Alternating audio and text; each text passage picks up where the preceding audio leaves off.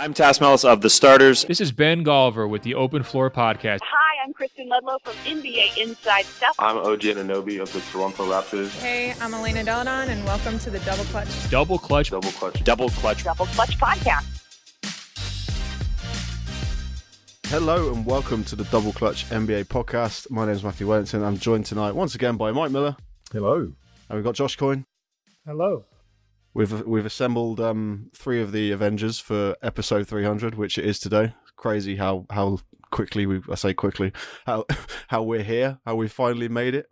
It's been a while for me. Been doing this since 2012, but you guys have been here a little bit of a lesser time period. I think it's safe to say, but yeah, 300. I think it's safe to say that. It's safe to say that, but it's it's pretty crazy that we've got to episode 300.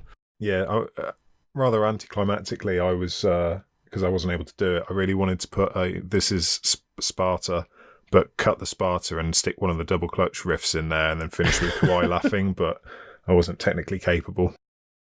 The world will know that three men stood behind a satirized online basketball landscape, that few stood against many.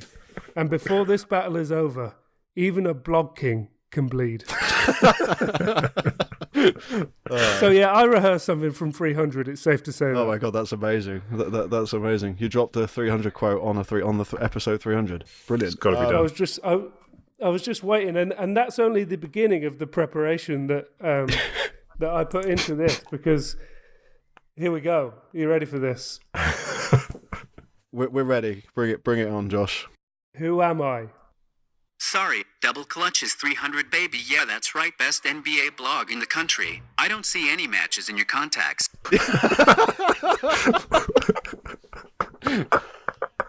Yeah, you get the message. We get it. We get it.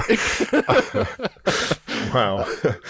So yeah, it's been pretty crazy, really, because I remember when we got to episode 50 and we made a big deal out of that, which seems funny now. And then we crawled our way to 100, which I admit was quite difficult, and we've had some problems. Well, I'll not say problems. We've been up and down in terms of like commitment and stuff, and we've had many different people on the show. Like, obviously, the team now is drastically different from the team that started it in July 2012 when the London Olympics were on, and I think the first show was something Olympics to get in with the Jeremy Lin thing that was going on at the time. But clever work on. Yeah, I cry at that now. At that time, did you ever go, you know what, there's probably going to be 300 of these? No, never in a million years. I didn't think we'd get to 50, but we got to 50, and I guess the whole point of doing Double Clutch in the first place was that there wasn't a sort of stable, like, consistent UK-based NBA podcast out there for guys like us who, have grown up with loving the sport, and we're kind of a niche crowd in this country. I think it's safe to say, like, once you find an NBA fan, you find an NBA fan. Like, we know the game like no other. Like, the enthusiasm around the sport in this country, around basketball, is incredible, and it's just a bit unfortunate that the sport as a whole is a little bit overlooked, is a bit disrespected in this country. I mean, that's you guys found. I mean, I guess the way I put this is, how the hell did you find Double Clutch? Like, we started to do Double Clutch for a reason, and the fact that I've ended up meeting, guys like you two, and everybody else who contribute to the site it's amazing. That's the dream of what this was supposed to be.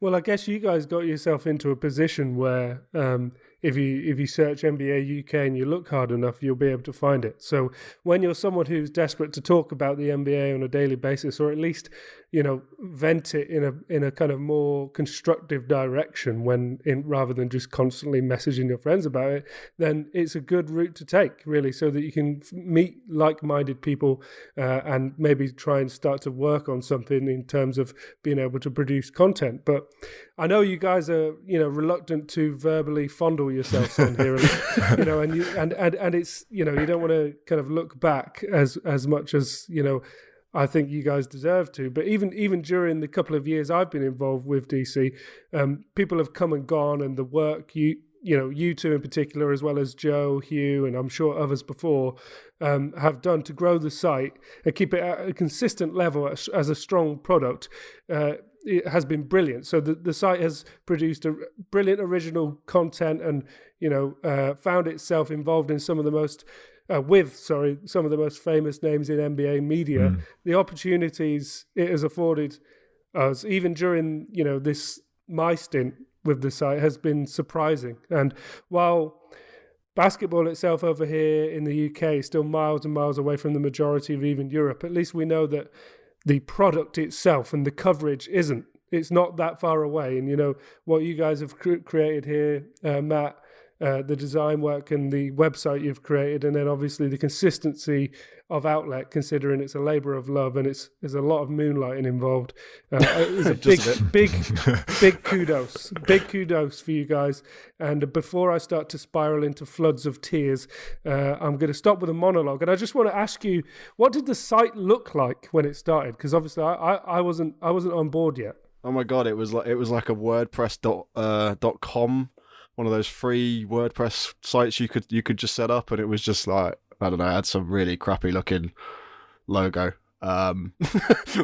which probably hasn't changed, to be honest. It's probably still the same logo, but everything's changed, and I have changed as a person. Like when I started doing this, I was working a retail job, and now I'm a marketing and digital coordinator at a construction company. Like it has moved with me, and that's why it has been a struggle at times. But the fact that we've expanded now, and we've got a reliable team of some really incredible NBA brains here. I mean, Josh, you and Mike, you're both one of them. We've got Joe as well, who just said it before. Like the level that Joe has gone to the last 2-3 seasons has been, I mean, incredible. He and a massive credit to Double Clutch actually goes out to him for pretty much carrying the podcast for a serious period of at least a year. I mean, 300 shows would translate roughly to 50 episodes a year for the last 6 years. We've actually been going since July 2012. So what's that? It's coming up on 7 years, really.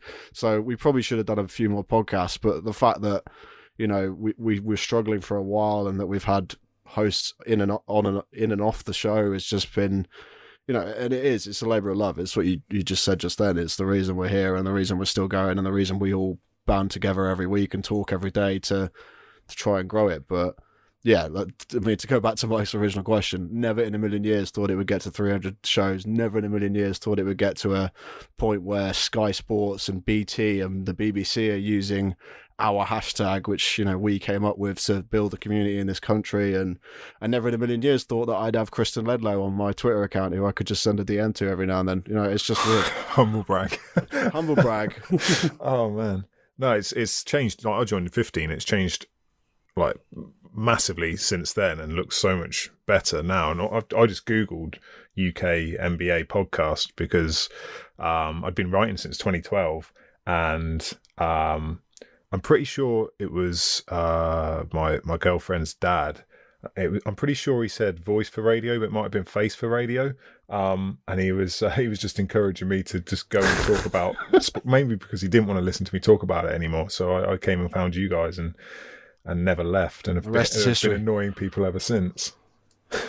Crazy, but yeah, there's no complaints. I mean, 300. Let's hope we do 300 more, and let's hope we grow a lot more in that time period as well. And yeah, whoever comes and joins us, welcome to the club. It's a wild ride at times. It can be difficult. It can be frustrating, but at the end of the day, we love the NBA and we love basketball, and we love the women's NBA as well. And the stuff that Josh and Hugh have been doing the last couple of months has been fantastic, and the sort of traction it's gaining on the online platforms is just brilliant, because you see like sites like The Athletic and SB Nation and The Ringer as well, like they're now all jumping on that, and we've been on it for a little bit longer, which is kind of a cool thing to be able to say. But obviously we've not got the traction that sites like that have got. But if you've been here for the WNBA content, you know how good that stuff has been. So massive thanks, Josh, for what you've done on that, and Hugh as well, if you're listening. Yeah, no worries. I mean, the amazing thing is that whilst it's definitely, like you said, the game itself is growing, it's really exciting. It's the best basketball players in the world in their game, best athletes. And the amazing thing is, because of the stage it's at in its development as a league, it's a huge league, but considering we're kind of trying to, sometimes we're kind of clinging on to any possible lead that we can get in the NBA over here. You know, it's great that when the NBA London comes, we can get content, but we're speaking to head coaches and players and, you know, the best players and the best head coaches in the world in their game. So it's great access. And, you know, if anyone hasn't checked it out, check out the podcast. We do have kind of a series of WNBA podcast interviews, as well as the guide that came up this week. Yeah,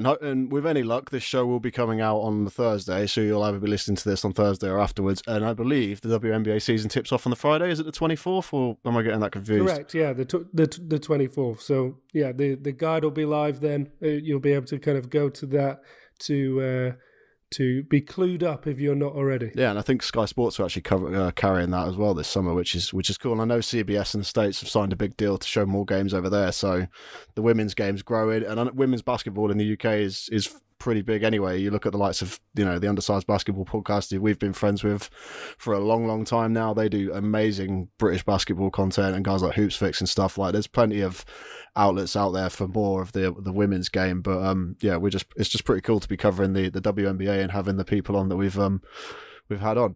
Anyway, enough going on about other things. We actually are here to obviously discuss the conference finals. We're going to start before then with the All-NBA defensive announcement, which was made probably 20 minutes ago before we came on this show. Yeah, not long. It was a mad scramble to say we need to talk about this. Yeah, it was a mad scramble. But anyway, the 2018-19 NBA All-Defensive First Team has been announced. The second team has been announced. It will be brief, but the first team is Rudy Gobert from the Utah Jazz, Paul George of the Oklahoma City Thunder, Giannis Antetokounmpo of the Milwaukee Bucks, Marcus Smart of the Boston Celtics, and Eric Bledsoe of the Milwaukee Bucks. And then the all-defensive second team is Drew Holiday from the Pelicans, obviously, Klay Thompson from the Warriors, Joel Embiid from the Sixers, Draymond Green from the Warriors as well, and then Kawhi Leonard from the Raptors. Other notable players who missed out, Danny Green, I think he had 19 first-team votes but didn't get in, and Patrick Beverley as well. Is there anyone on there that really sticks out to you as being deserving or undeserving? For me, I mean, my adult son, Marcus Smart, just got his first team all defense, which obviously means a lot to me. Kind of a long time coming, really. It's amazing, really, considering it's not actually the most impressive in terms of maybe just from the eye test, but there hasn't been as many kind of signature Smart moments this year. But it's great to see him be recognized, because he really is one of those players that most awards and most metrics can't really judge the value that he brings to a team unless he does get first team all defense. And a lot of that is just through the kind of freak moments in which he comes up and does something kind of strange that will turn the game on its axis. But the other one for me is, it's the stunning thing is, it's a kind of a barometer of how good defense is in basketball at the moment, in that Kawhi Leonard is in the second team. And if you consider what actually in the double clutch Slack earlier on, one fact that was mentioned, the statistic was that Kawhi Leonard, he's averaged 1.7 fouls and 1.8 steals over his entire career. And this year he's kind of continuing along the same vein, and he's in the second team. I mean, that is just mind-blowing. See, I'm on the other side on that. I was surprised he even made the cut, but only because of his resting this year. I would have thought they'd have been more biased towards him, not putting in the same amount of legwork in terms of he's not in as many games. So I thought there'd be some apathy towards him, but obviously there's not. So, I've got no issue. We've seen in the playoffs, he is the best wing defender in the league, but I think the apathy might be the putting him on the second team, because there's kind of everyone who watches him knows that he generally is probably overall the best defender in the league. Do you think Myles Turner is a big snub, or do you think it's just that Gobert and Embiid getting over him? It smells to me of that. I think that he will feel hard done by, because he's put in a great season, but the people like Gobert, you just can't deny, can you? I mean, he's the kind of presence that really sets the tone for your team. It's the only recognition he'll ever get as well. He's no one wants him in the All-Star game. Yeah, but yeah, no, I think it's fair. Myles Turner is a great defensive talent has been this year, certainly, but he just hasn't had the same level of impact as those two guys. Yeah, and another one is Klay Thompson. I mean, Klay Thompson, it's great to see him recognised. Obviously, he does get recognised as a great defender to people who watch the game regularly, but it's just another one because he's an absolute joy to watch. And every time I watch the Golden State Warriors, he got a lot of stick for the landing zone nonsense in the playoffs in the first round. But Klay is just an unbelievable defender, and the fact that he can play defense at that level whilst being, one of the best shooters of all time and constantly moving, I don't know the numbers, but his movement off ball is absolutely unbelievable, constantly bashing through screens. And then on the other side, he's a lockdown and once again sets the tone for his team on the defensive end. It's quite amazing. So it's just good to see people who put that much effort in constantly recognised at the highest level. Yeah, my mind is blown that the depth of guards this year who played outstanding defense. I mean, Eric Bledsoe deservedly, I think, got all defensive first team. We were very highly praiseworthy of him earlier on in the season, and the fact that he's just adapted to what the situation that Mike Budenholzer has given him, and he's been such a pivotal point for them this season and the Bucks, and finishing one in the East and then going as far as they're going at the moment in the playoffs.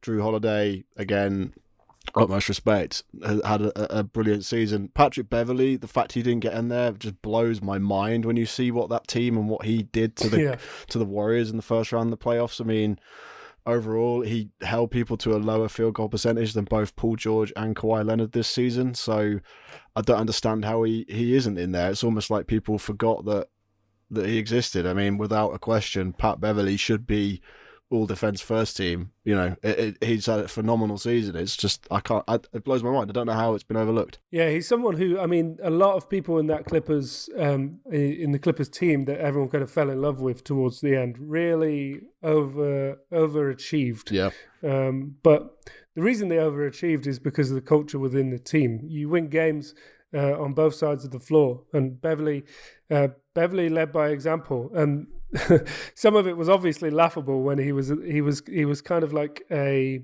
unswattable fly for a lot of the postseason. I mean, like those clips, probably his highlights this year were the ways in which he tried to irritate the world's best players. But no, throughout the whole season, him and obviously guys like Williams, they really led by example for what is now a young team that have created a winning and hard-working culture that will be very attractive for certain free agents in the summer. Yeah, Pat Beverley's one of my favourite players, and you're right, he's an absolute irritant. I actually wonder, because I remember, I remember, one of his former teammates said that he was, the most difficult person they'd come up against all season was him in practice, and I wouldn't be surprised at all if that led to Milos Teodosic just going, you know what, I don't want to be in this league anymore, having to go against Pat Bev 4 times a week in practice. Big snub. But again, I don't know, it's a weird one for me because we keep talking about how offensive rating is improving and all that, and at the same time that's obviously having the exact opposite effect on defensive ratings, and I don't know how these guys would stack up defensively if the rules were different, if that makes sense. But yeah, I'm intrigued to see who voted for what, 'cause they'll announce what the media voted for, because it's not anonymous now. 24th of June, apparently, when the awards are given out. A bit of a wait then. Always is, isn't it? Always is. Oh well, the NBA is 365 days a year now, which I think we've grown into over the past 6 years.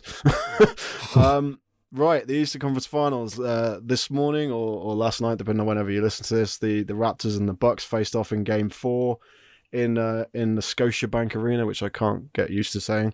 The Raptors tied the series up after winning the game 120-102. This series has just completely been flipped on its head. I mean, the Bucks won the first 2 games. They scraped away in Game 1, I seem to remember, but Game 2 they won fairly convincingly in the end. And then the Raptors have just been manhandling Giannis, should I say, in games 3 and 4 of the series so far. What are your guys' thoughts on what's going on here? I mean, have you been impressed with the way the Raptors bench has stepped up in games 3 and 4, or do you just expect this to be each home team takes their games and that's as far as this series will go? This was the one that we really struggled to. Well, I say we struggled, but we picked the Bucks, but we couldn't work out how many games this was going to go, went 6 or 7, I think. You didn't know what sort of performance levels you were going to get from the bench, because the Raptors, especially this season, their bench has been kind of streaky, and they've certainly been streaky in the playoffs so far. I've got a bone to pick with you on this one. Last week we were discussing matchups, and you tore down my suggestion that Giannis might face off with Kawhi, and I'd like to point out that the 2 games the Bucks won, Siakam was guarding Giannis for the vast majority of the game.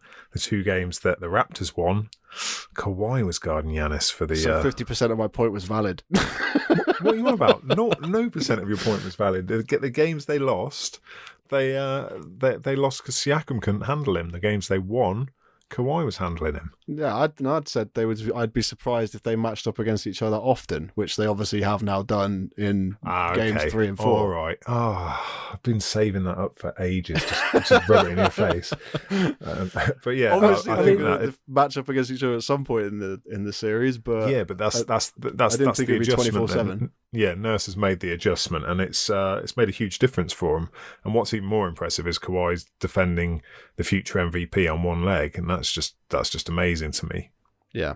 I mean, for me, look, when the Celtics Bucks series was about to happen, Boston fans kind of felt happy with the matchup based on the sample size of their matchup that they'd seen before. I mean, I felt as though Boston had what it takes to not stop but limit Giannis, and when that happened, when that happens to Giannis, they really kind of need to get a lot of help and some significant contribution and a lot of players to step up from the perimeter. And in the first 2 games, the Raptors couldn't stop the supporting cast.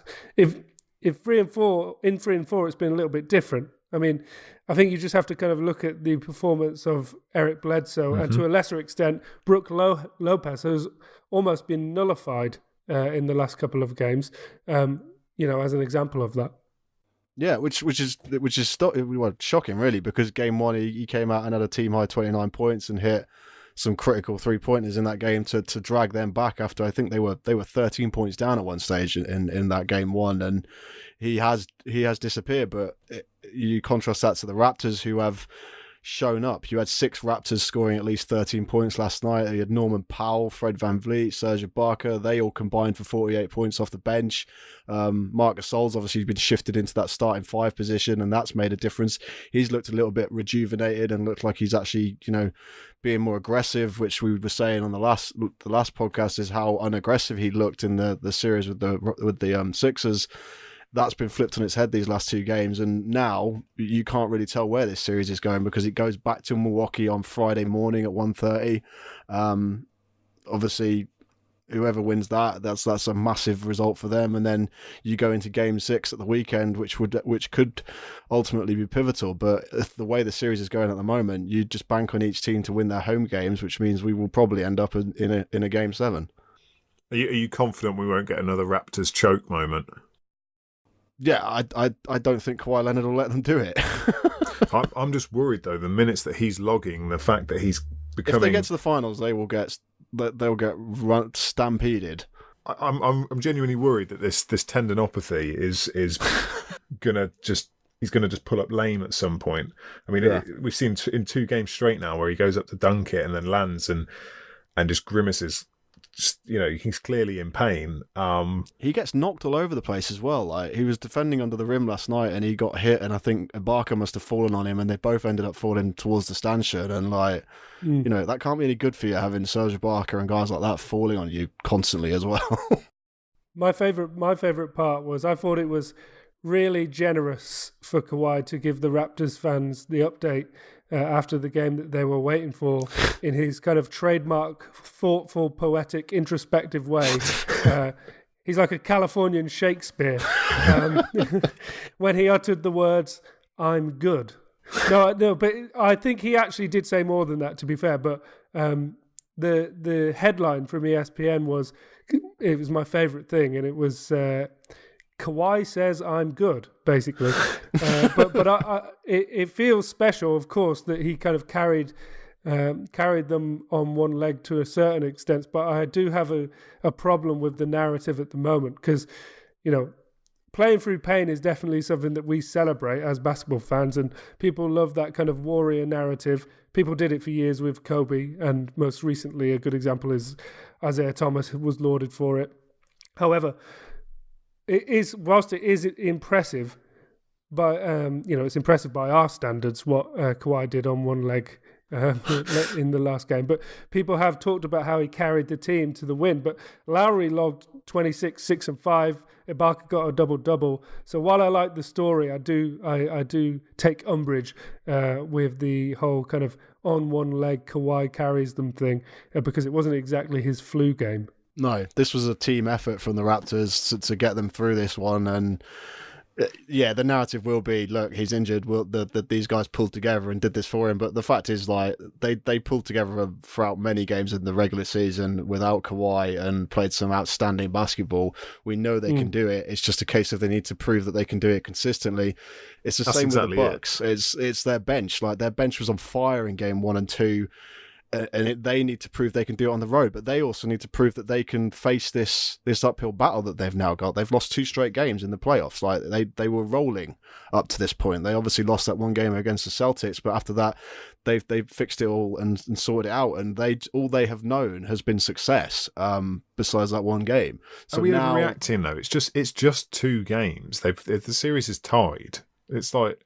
It's 2 games. They were on the road. I think the series is where a lot of people expected it to be. Like, I know that those first 2 games were really convincing, but if you look at it on one hand, the Raptors could be up 3-1 and looking like they're in charge of the series, or the way we are now with Leonard's whatever it is he's got wrong with his knee or his leg or whatever it is. They don't seem to know what it is, and he doesn't seem to know either because he was putting ice on different parts of his body yesterday by the looks of it. So I think there's a bit of misconception going on there just to sort of show that he is injured, but they're not giving it away so that the Bucks can't necessarily target it. Not that they would do something like that, but I think Kawhi's injury, it could be massive. Like if he does something serious and by playing through it and they end up losing this series, then that'll be something that's talked about all the time. And then if he gets to the finals and he's playing like this, it's not going to be much fun to watch that series at all, in my opinion. Yeah, if they get to the finals, isn't that the biggest selling point for him coming back next year, whether he's injured or not? Well, that's the thing. Raptors fans are like, "Oh, he's playing through this. He's obviously staying." It's like, no, well, I don't sorry, necessarily agree with that. But I don't necessarily agree with that. But if they get to the finals, it might be a symbol that, look, with you as our leader, this is how far we can go. Yeah, I mean, and to me, it's still not even 50, well, probably 50-50 whether he stays or goes, probably not even actually. And they still need to sell this situation to him, so they will continue to play him for 42 minutes a night just to try and keep him in the next round. I mean, he's won a championship and he left one of the greatest organisations of our time. So any kind of prediction as to what he will be thinking just cannot. Yeah. It will not be valid and will not be accepted because in an era where people are basically now assuming that Kevin Durant, I know he's a very different person, but Kevin Durant is going to leave, statistically the greatest team of all time. Then you just can't predict anything in terms of player movement at this point, especially when players have so much power. Yeah, it's crazy that like the player power is obviously the big thing in the league at the moment, and those two have dominated the headlines for what seems like the whole season since last summer. And now we're in stages where one of them isn't playing and the other one's playing injured, and still all people are talking about is whether or not they're staying on their respective organisations this summer. But Game 5 Friday morning, I mean, predictions. Who do you think's going to take it? I mean, I think Milwaukee will probably handle business on home court. I think the bench will step up, and they know where their spots are. They'll perform the way they did, and then we'll go back to Toronto and probably have the same conversation on the next show. I think home court will hold. You're right. Role players play better at home. I want to see the wrinkle and adjustments that Bud makes. I want to see him force the Raptors to switch off Kawhi guard and Giannis more, so you get more of Pau Gasol, Marc Gasol. Pau Gasol's on the bench recovering from foot surgery. Get more Marc Gasol on him because he's the worst Raptor for defending Giannis at the minute, and they just got to exploit that. And that's what offenses do these days. The annual Toronto meltdown, Bucks in 6. Bucks in 6. They have a meltdown on their home court. Cool. By me. That wouldn't be the first time. They usually lose game ones, and they've had home court advantage in those series for the past 4 or 5 years. I feel sorry for the Raptors. People just bashing them all the time. It's funny actually. Why are we bashing them? We're stating facts. I know. You misslipped and said Pau. Then I think Pau would have made it. I know Pau's falling to pieces at the moment, but defensively, I think he could have really helped Milwaukee in these games 3 and 4 because all season long, the Bucks defensive formula has been to limit opponents scoring at the rim, and the Raptors were using their size to do that very efficiently in games 3 and 4. And I don't think Brook Lopez is as effective under the rim as someone like Pau Gasol has with the experience and the mindset that he brings to the game there. And even if he plays, 5, 6, 7, 8 minutes, he could be a massive difference maker for them, and it's just a shame that he's not playing because obviously you get to face up against his brother as well. So exactly, and I'd go out on a limb and say that would be the first time in NBA history where 2 pairs of brothers have faced off in conference finals. Yeah. Oh yeah, and on that note, can I just mention another thing I have a problem with? So I'm being a kind of old man yelling at clouds. Celtics now. fans have a lot of problems with things this season. I've just been I keep getting angry at things I'm seeing online, and it's usually done by some kid in his basement on Photoshop. But this comparison thing, which brother duo is better, and it had a picture of both of those pairs of brothers, the Currys and the Gasols, and obviously Steph is clearly the best player of all of those, but come on, Pau has one less championship and Mark is planets ahead of Steph Curry in terms of his NBA career, so please internet, just stop. Yeah, does that one sort of average out because Pau's won championships and Mark's a really good player? That's the point he's making, because Pau's a defensive player of the year and an all-star, and Seth is finally on a team where he's not actually, he might not even be, but he's on a team where they're actually using him to some degree. Yeah. Anyway, before we have a quick break, I just want to shout out Norman Powell, who actually has 37 points off the bench the last 2 games. Before that, he had a total of 38 across the 7 games, so he's stepped up. Shout out Norman, who once liked one of our Facebook posts. I was going to say, actually. Friend of the show, Norman, because he liked something once. He did. He I think it was a playoff game, and he hit a game winner or had a crazy night. It might have been last year. I think it was last year. And we did something on Facebook, and he liked it, and that was cool. Because that's what we get excited over, so things like that. It turns out that all that downtime between games that players have, they spend it scrolling through the internet. It might be trolling from the burner accounts, but scrolling through the internet looking for random sites, comments on them. Random British NBA sites, absolutely. Anyway, we'll just take a quick break to talk about our friends over at the NBAStore.eu. So where in the world, Mike, can you find official NBA jerseys for less than 65 quid? I mean, it's a pretty difficult thing to do these days. Yeah, but there is a place, and it's the NBAStore.eu. It's Europe's official online NBA store, and it has everything you need to rep your team. And Double Clutch, because, we're here for you guys, has partnered with them to bring you an amazing offer. Our listeners get 15% off orders with the code DCPOD15. Apply the code at checkout, and a £72 Swingman jersey is just £61.20. That's DC Pod 15. Whatever you need, from the current Nike jerseys to hardwood classics to Stance socks and Spalding balls. NBAStore.eu has you covered like Kawhi Leonard's swarming defense. Offer excludes clearance and outlet items. So what are you waiting for, guys? Head over to NBAStore.eu now and use the code DCPOD15. That's DCPOD15. How about that for an assist? So on to the Western Conference Finals. This one was all finished pretty quickly. It was obviously a 4-0 sweep by the defending NBA champions, and I can't believe they're going to 5 straight finals. It's a little bit ridiculous. And for the third straight game, the Dubs overcame a 17+ point deficit, which was just.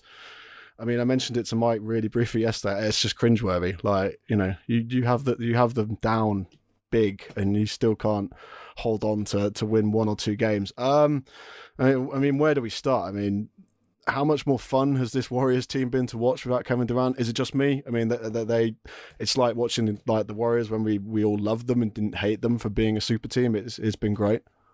It's such a weird situation. I mean, you can make a case of him being the best player in the world, but his team is the ultimate case of the Ewing theory. They're a great Ewing theory candidate. They're obviously not better without him from a talent point of view, but they're just so much more enjoyable.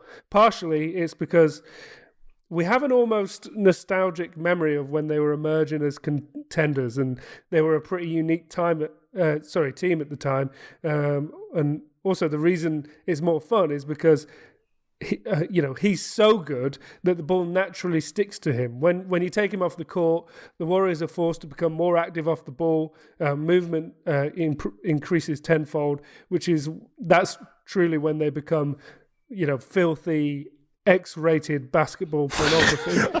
And then another thing that's crazy for me. This is a kind of going on a bit of a verbal rampage here, but another crazy thing that could emerge is that this run, and with some of the question marks about Durant's off-court character, the Warriors fans actually, for me, might be pleased that the best player in the world is going to leave their team. That means that 2 teams with 2 of the most famous and richest players in the league have half of their fan base is hoping that their most talented player leaves. It speaks for the importance of fans wanting to be able to kind of root for the person as well as the player in basketball, because obviously it's 5 guys without helmets right in front of them. You get to know the guy, and I think that's actually becoming more and more important to the everyday NBA fan. So good luck to the New York Knicks. So obviously they are more fun to watch, and a lot of it is the personality, I think, of Durant and the perception, as Josh mentioned. And it's certainly the teamwork aspect, or the team basketball that we fell in love with, and the passing and the ball movement. They're averaging an extra 20 passes per game this playoffs without KD, and their secondary assists increased by well over 50% per game. So there's a lot more, we're seeing the ball fizz around. They're not actually better without KD. I think it was KOC said on one of the Ringer pods, net rating of 13, plus 13 with both Curry and Durant, plus 10 with Curry, and plus 3 with KD but no Curry. So they're still really good, and it's all, people are surprised by this, and it's we did have pre-Durant Warriors winning titles and playing the best basketball ever. Are we really that surprised that 2 and a bit years on they're still really good? It's bizarre. I don't care for what Durant does this summer. Same as I don't really care that he went there in the first place. They're still a great team. You should still be appreciating them whether he's on the floor or not. Yeah. So you're not surprised that a couple of years removed, a 73-9 basketball team are performing well. You're not surprised by that? No, I'm not at all.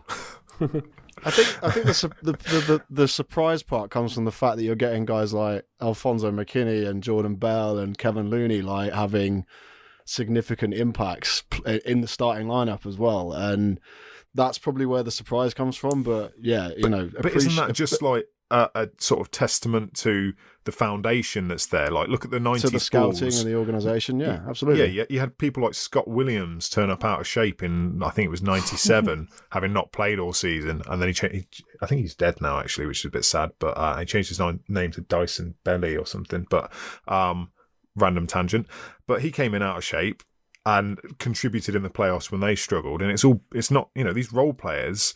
the reason they can perform is because so much of the pressure is taken off them by the guys like Steph, who can still play at an MVP level, it turns out, and actually has just proven himself to be even more invaluable to a team because he's selfless and willing to sacrifice. I just, like, these guys have a chance, these role players, to perform well because of these other guys. I'm just looking. I just looked it up when you were speaking there because I was so unbelievably intrigued by the nickname you just used for Scott Williams. But I think you've just killed him on air. How about, is he not dead? No, he's not. He's no, not wait, dead. no, it's his brother who died. His brother died in a boat accident or something. Oh, really, dear God. No, that's But yeah. horribly unfortunate. But what was the nickname? no, he changed his name legally to I think it's Bison Dele, Dele. I thought you said Dyson Belly, which I just I thought might have that's said what... that. I might have misspoken. Dyson Belly. Dyson He's Belly got is just what you have to take out to the bin after bagless you've stomach. hoovered. Oh dear. Episode Amazing. 300's got us all in tongue twisters tonight. Yeah. Yeah, I mean, it brings back questions as to whether, Curry could probably have more MVPs if Durant hadn't have joined them and they'd have continued to on their upward trajectory of playing, outstanding basketball. But I mean, switching the coin a little bit, the Portland Trailblazers, I mean, what's next for this team? I mean, I guess you have to give them massive credit. This postseason run has been unbelievable. When Jusuf Nurkic went down, nobody gave them a chance. McCollum was out, was injured significantly before the playoffs in April, I seem to remember.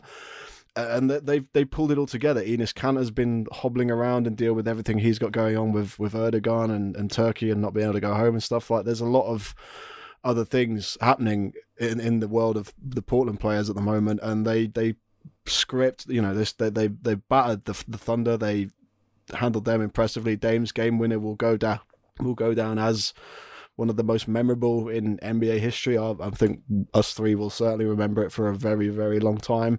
And then they scraped through in Game 7 against the Nuggets, and Game 7 looked to be going completely the opposite direction for them, and they pulled it back and turned it around and won that one. And then they end up against the Warriors, who were depleted, so that meant that we could have given them a little bit of a chance, but in the end it didn't matter, even though they got some big performances and some big games. Myles Leonard had 30 points. He had a career high 25 I think before halftime in Game 4, and it didn't make a difference in the end. Like, the Warriors scraped it out with the overtime win. So I've got what's next for Portland?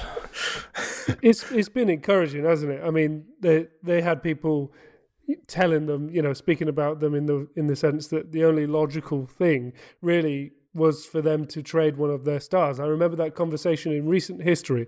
We've had it on here. Yeah, we've had it. They had people comparing them to. I probably said it, to be honest. No, they had people I've definitely said it too. They had people unfairly comparing them to Beal and Wall. But they made it that far. I'd like to say that the likelihood is that they'll mostly just roll it back next year, right? I imagine they will roll it back. Dame's obviously reportedly going to get the Supermax. Terry Stotts signed on again.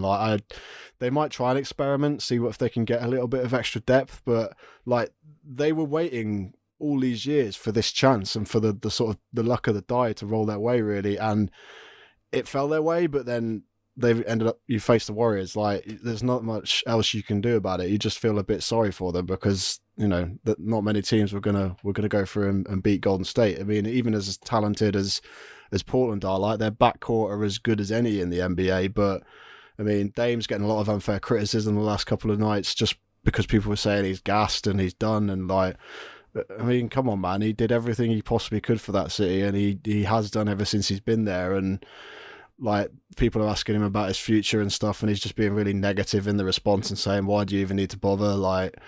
Just give up with his questions. I think it's kind of obvious where his mindset and where his sort of future and heart have laid for, a while now.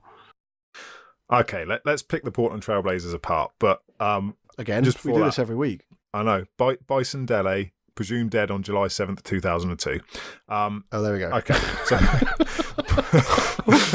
the Trailblazers, absolutely successful season. To go from first round sweep last year, which was an utter disappointment, to embarrassment, the heartbreak of losing Nurkic to that injury. CJ went down before the end of the season and Dame carried them. He took them through in fantastic fashion. People wrote him off against the Thunder, myself included.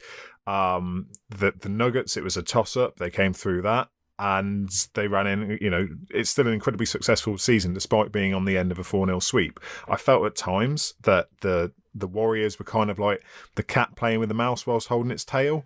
Like, I'm just toying with it and then I'm just going to kill it. And that's what those 13, 14-point leads were.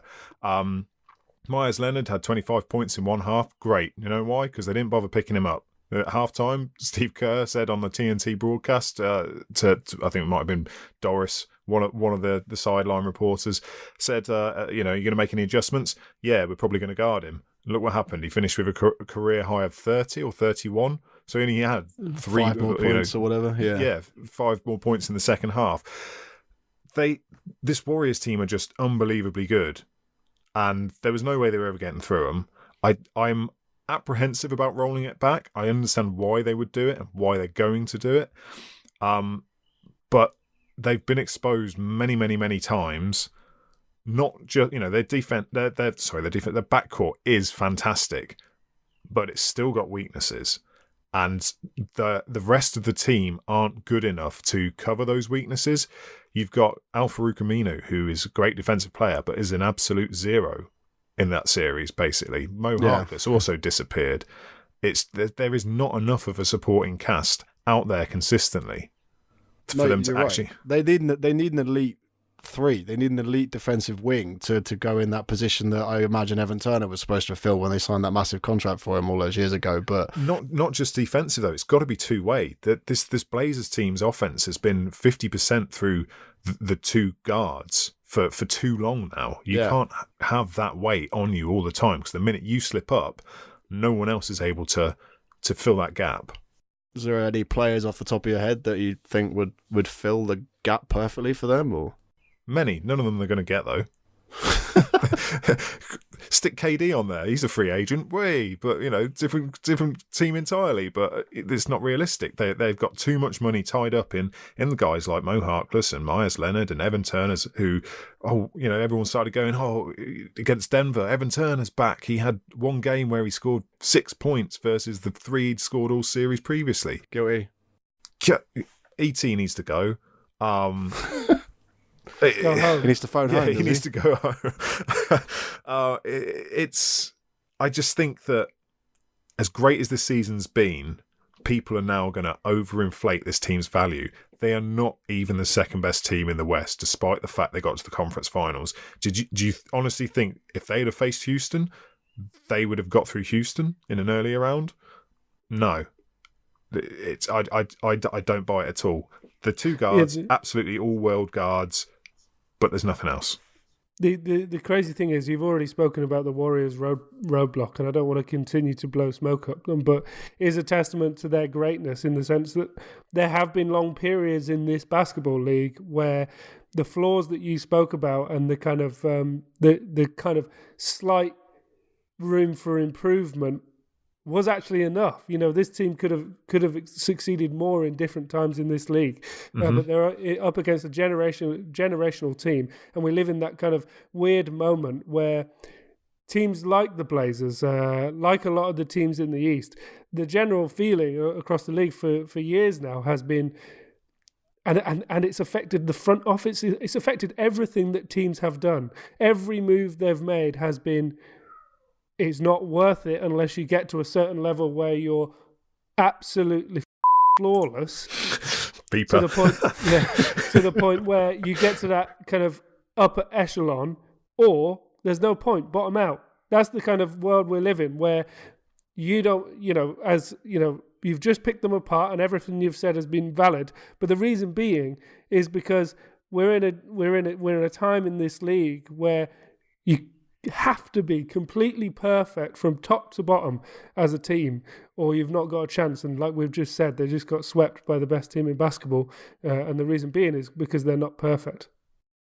Yeah, it's almost like Joe Lacob's statement that was incredibly, just ignorant and just disrespectful to the rest of the league when he said we're light years ahead was actually just bang on the money.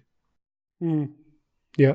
Yeah, well, I think they invested in a young, Steve Kerr's not necessarily young, but they invested in a coach who was all about players and atmosphere and getting everybody involved, and he certainly had a massive impact on them since he joined, because the team that was playing under Mark Jackson was not this Death Star that we see rolling around the NBA now. And you contrast it to Portland, who we're talking about, like Neil O'Shea was obviously waiting for this gap. They've had this gap, but I have a funny feeling this Portland team will, and they will keep it together. That is my opinion. I think they will keep it together. They will look to acquire some players to help them out defensively, and they will just try and go again. But Josh is right, hit the nail on the head. You're at this point where the Warriors are always going to be, this team is this good. They will always be here for a while. And it was the same in the Eastern Conference up until this year. Every team since LeBron joined the Miami Heat in 2010, every year it was, how do you get through LeBron James? And it's now the same in the Western Conference. It's been, how do you get past the Golden State Warriors? And unfortunately, there just there doesn't seem to be a solid strategy to do that at the moment. I think Portland will end up being like those grit and grind Memphis Grizzlies team, like Mike Conley, Marc Gasol, Zach Randolph. They didn't split them up. They kept them together as long as they possibly could. And that city ended up falling in love with them. And if they had have split them up, there'd have been an outrage. And I think you'll end up with the same thing here, because let's be honest, CJ McCollum's name has been on the trade list ever since he joined the Blazers. There were rumours he were going to swap him for Kevin Love and swap him over to join LeBron at one stage a few years ago, and that never occurred. His name is constantly there, and that's not to disrespect him either, because he's an incredible player, and he would provide an impressive return. He should be up there with some of the best guys in the league, but people get offended when they're in trade rumours. Yeah, well, I think Portland has done their job this postseason. They've put themselves. Stupid to say it, that they're not they're on the NBA map now. I'm waving my fingers in the air as I say that. They've been on it for a while. The Blazers are a team with a hell of a lot of history in the NBA, but now that Dame's had that moment and CJ's playing as well as he had, they've thrown themselves into a whole new generation of fans and people that have watched them this playoffs and will probably end up following them for life now. So I can't see why they wouldn't keep it together. But yeah, we have been going on for years about they need to split it up, but who knows? Moving on, if whoever gets the finals, can anybody actually stop the Golden State Warriors? It's a stupid question to answer. I think the quick answer is no, but is there anything that either the Raptors or the Bucks can do particularly well against this Golden State team in order to cause them some problems? I just can't. I don't really have a kind of more profound answer than no. And I can see a gentleman's sweep, to be honest. Yeah, it's the same. They're just an absolute monster. They're clicking at exactly the right time. This is the problem with people instantaneously reacting across 82 games, is that we start worrying about the Warriors, and actually when it comes down to the last few teams, they're the team that you look at and you go, holy crap, they are on form and clicking and just looking like you said, Death Star. Yeah. Maybe they've got that little thing on the Death Star that guy found in that film, then blew it up by. Found in that film. At this juncture, I just want to say our commiserations to Bison Deli's family and sincere apologies for our misinformation.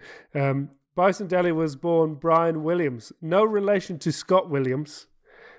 Who is the name you initially said. So I just wanted to continue. Did I say Scott Williams? Scott Williams was on the early 90s Bulls. Brian Williams came in for that one end of the season. Brian Wilson.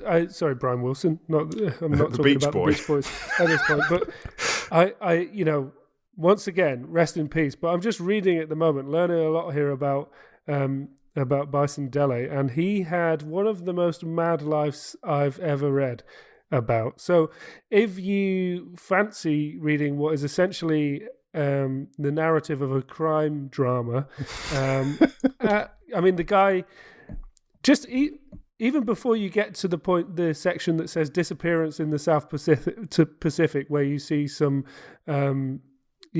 double crossing from family members, before that, once again, very serious. I want to say it as sensitively as possible, but the guy had an absolute batshit life. He dated Madonna. He played the saxophone, violin, and trumpet. He enjoyed adventure travel and earned his pilot's license.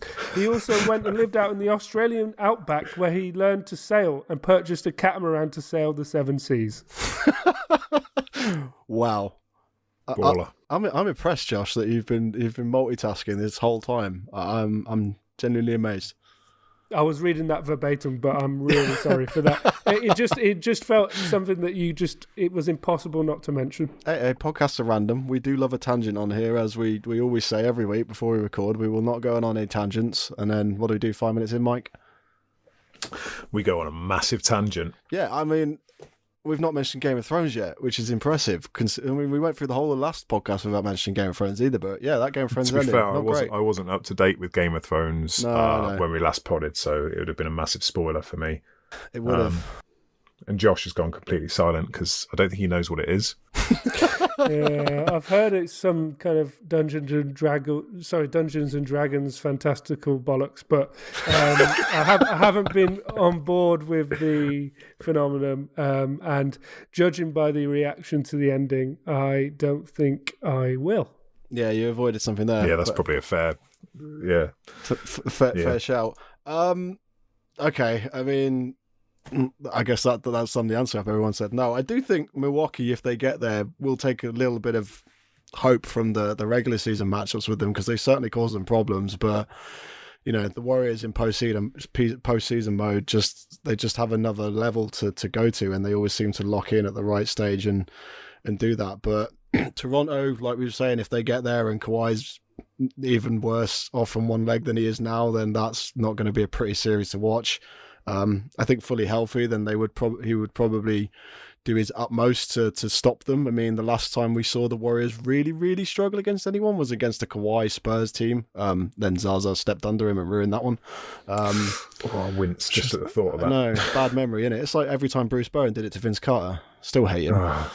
I'm not even a Raptors fan. I was just a Vince Carter fan growing up, and it was pure hatred every time Bruce Bowen came on. And then he jumped on the ESPN's NBA Today podcast after Ryan Russillo left it and trashed the whole thing, which really peed me off. As you can tell, Israel Gutierrez. Yeah, and he was on it as well. Yeah. I know which one you mean. Throwback to the Ryan Russillo show. It was way better.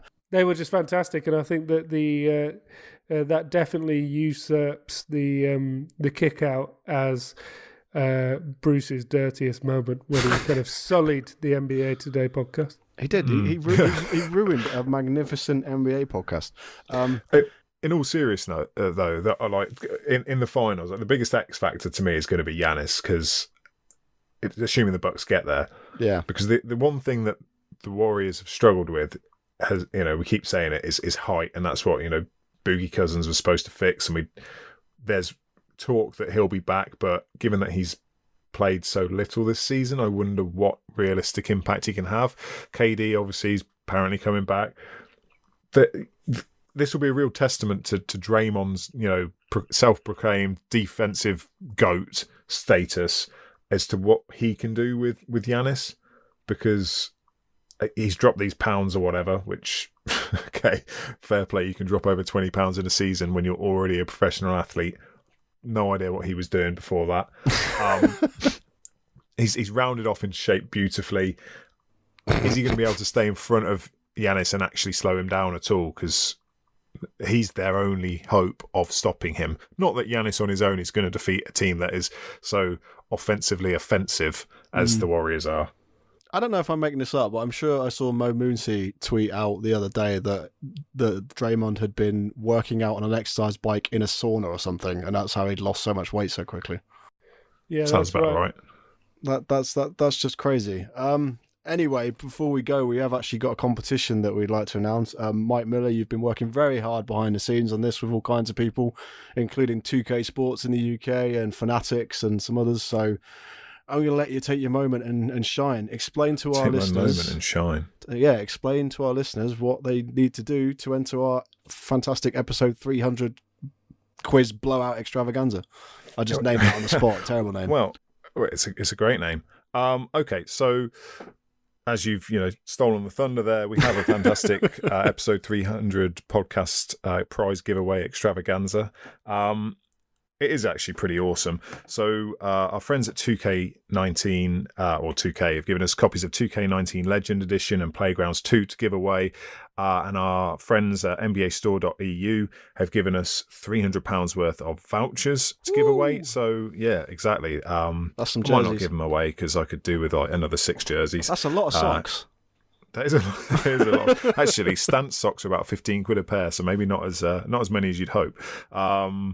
But okay, what we're going to do, nice and simple, you've got to answer a question. So when we tweet this out, this pod, pod now live, reply to that pod. I can't even talk now. Reply to that tweet with the answer to this question, which was, who was crowned NBA champion in 2012, which is also the year that Double Clutch came about, if you were listening earlier. So, yeah, reply to the tweet with the answer to the question, who was crowned NBA champion in 2012. Include your console of choice, so Xbox or PS4. Tag a mate. That's all you have to do. Entrants must have a UK postal address because I'm not shipping anything to South Africa again. Winner will be drawn at, what should we say, end of the finals, or is that a bit too far away?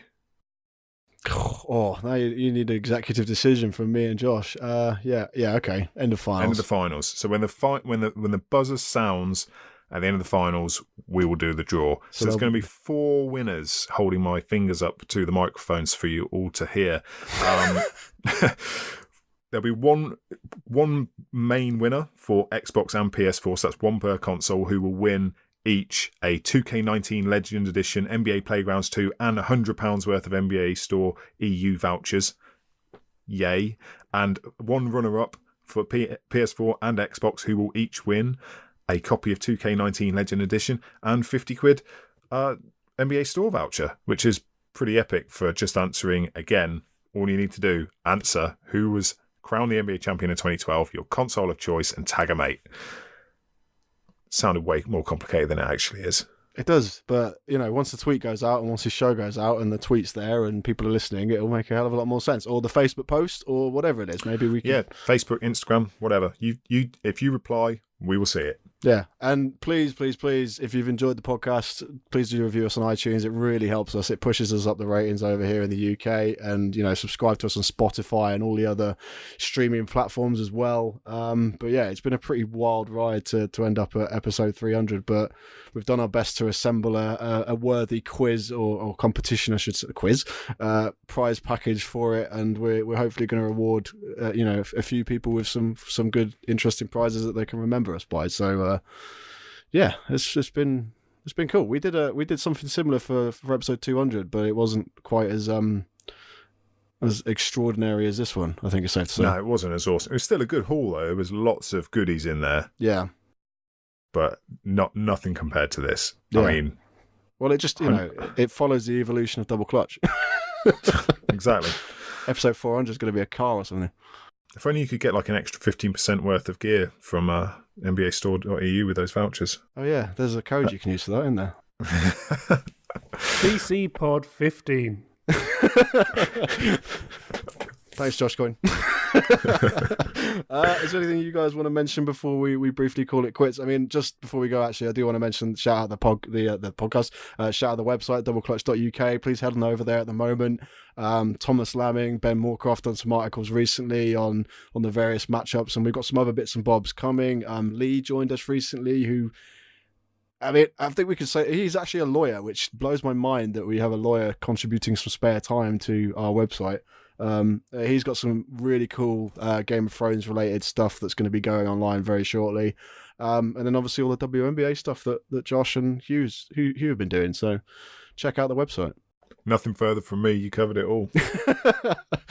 Yeah, and I just want to say again that, thanks again for the opportunities, and you guys have done a great job to reach this stage. 300 is a hell of a milestone, and also say my name. You're Josh Coyne, but you asked me to call you Double Clutch's 300 baby. Yeah, that's right, best NBA blog in the country. Oh my god! I swear to God, Josh is the only person who comes on these podcasts prepared.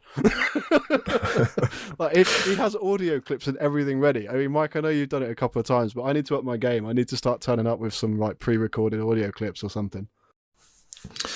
Yeah, I think I got told to stop by you actually. Like, just stop it. Just stop it. All right. Okay, Trust fine. me, it's completely not necessary. Well. Anyway, thank you very much, guys, for listening to episode 300 of the Double Clutch NBA podcast. If you are watching any of the games or any of the games, God, it's that time of the season. There's only a couple of games left. If you are watching the game on Friday morning at 1:30, I don't know why you would be, but maybe you've taken a night off or something. That'd be great. You tweet us with hashtag NBA in the UK, and we'll see those and respond to the best ones and tweet them out and stuff. And if you do see any of our content and you enjoy it and you like it, please share it. Tell your friends, tell your mum, tell your dad, tell your sister, tell your brother, tell your dog.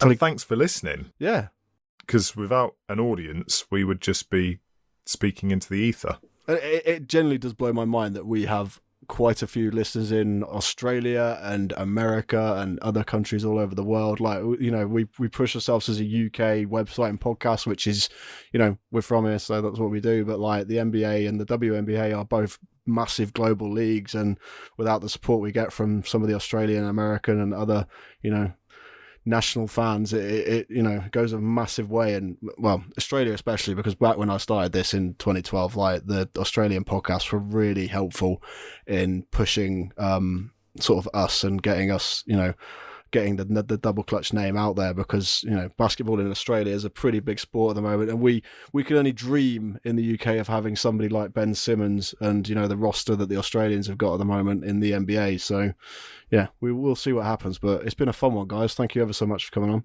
Thank you very much. Yeah, thank you.